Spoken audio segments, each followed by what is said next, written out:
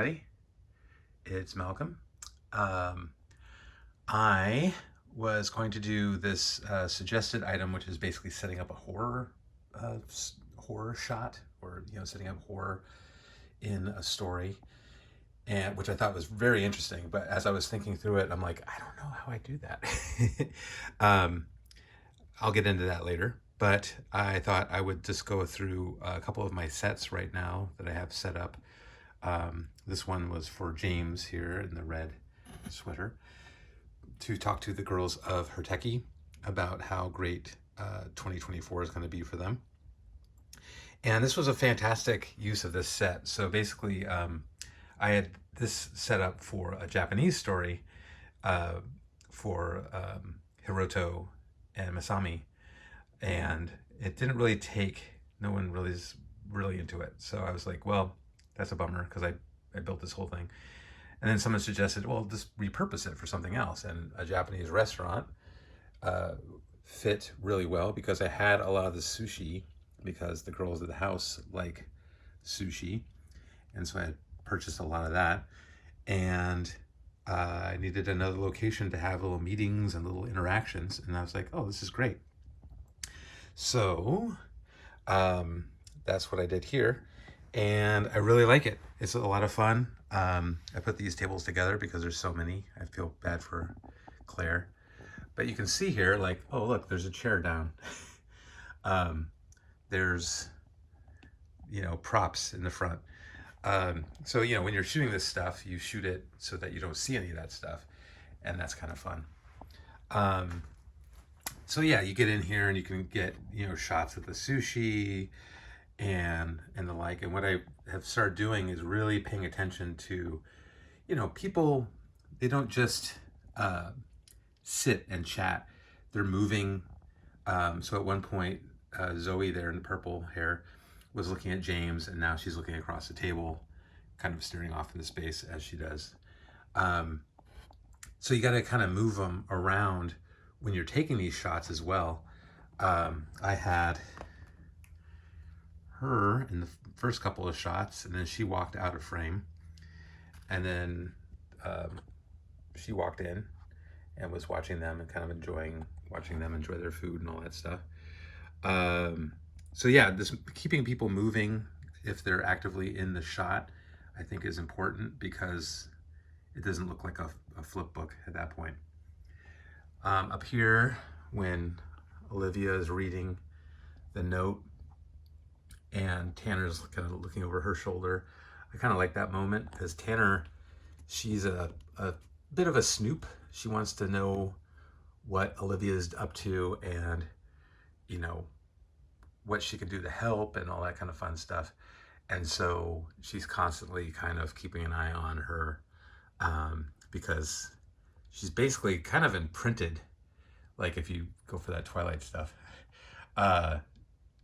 Olivia has helped her so much that she really is like, by all means, like, keep Olivia alive and protect her, and it's basically the closest thing to a mother that Tanner's ever had.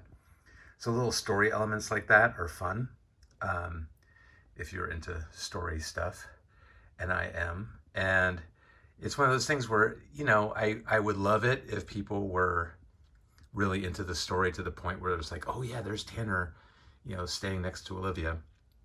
But it's also just for me, So I look back, I have, I downloaded a set of all my posts from this account, and it was cool looking back on it and just going through them like, oh yeah, I remember that too. And it's kind of fun to do. But as far as character stuff goes, I really like the Tanner Olivia situation. It's kind of fun. We go over here, avoiding the mess, and again, you can see when they are not in use, I lay them down now. I just did a shot with these folks, so that's why they're standing up. But usually if I have characters in play, I set them down, because after breaking two of them from falls, even a fall, it's not that high. It's, it's not that high, but having two of them break their necks, falling off the shelf when they're in this position, because randomly these ankles just will give way and they will fall and they will hit the wrong way more often than not, and something will break. So now I just set them down when I'm not using them. But in this situation, I talked to somebody else about this head. I really think this head is cute, but it is a nightmare to work with because she just does not really work on any bodies very well. If you put it on a bigger body, it looks too small. And a smaller body, it's fine, but there is some weird stuff that goes on when she tilts her head up and stuff. It looks a little odd. So you have to be creative when shooting with the old cat here because she is difficult. And again, storytelling wise, Cat is Latina, and it'll come up maybe at some point. But having, if you are doing storytelling, having little, things like that, where it's like, what's her family like? What's her situation? It really helps with the overall storytelling, even if you're not actually having it in the story itself. And the Buccio sisters, their story is very complex. They came about when I was doing my Italy crossover with Aurora.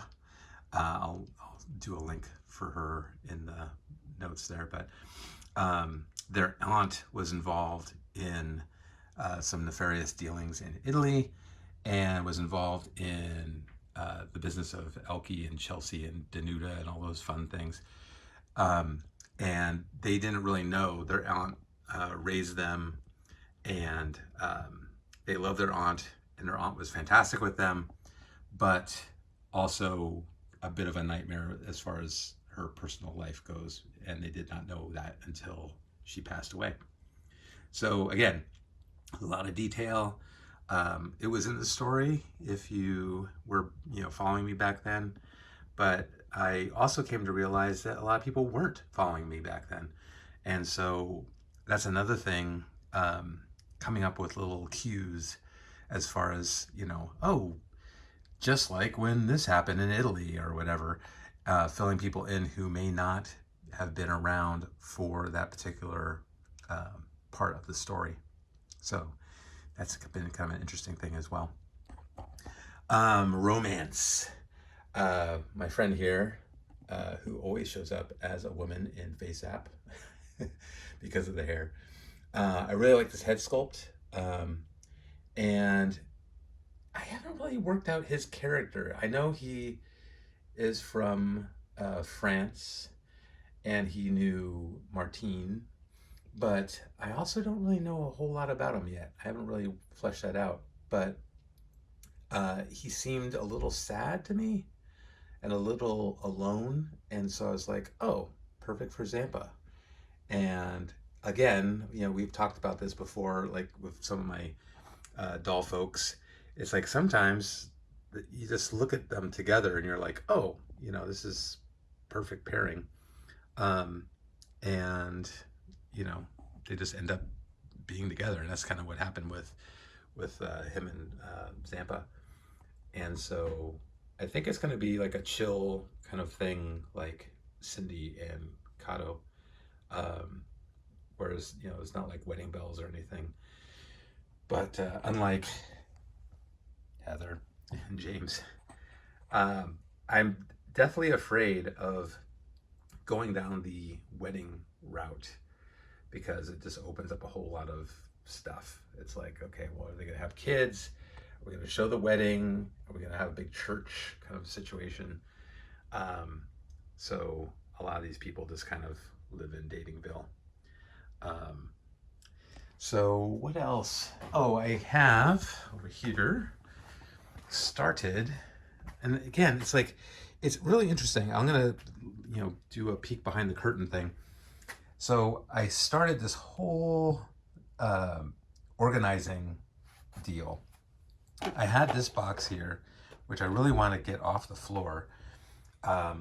This has purses and all these little tiny knickknacks in it.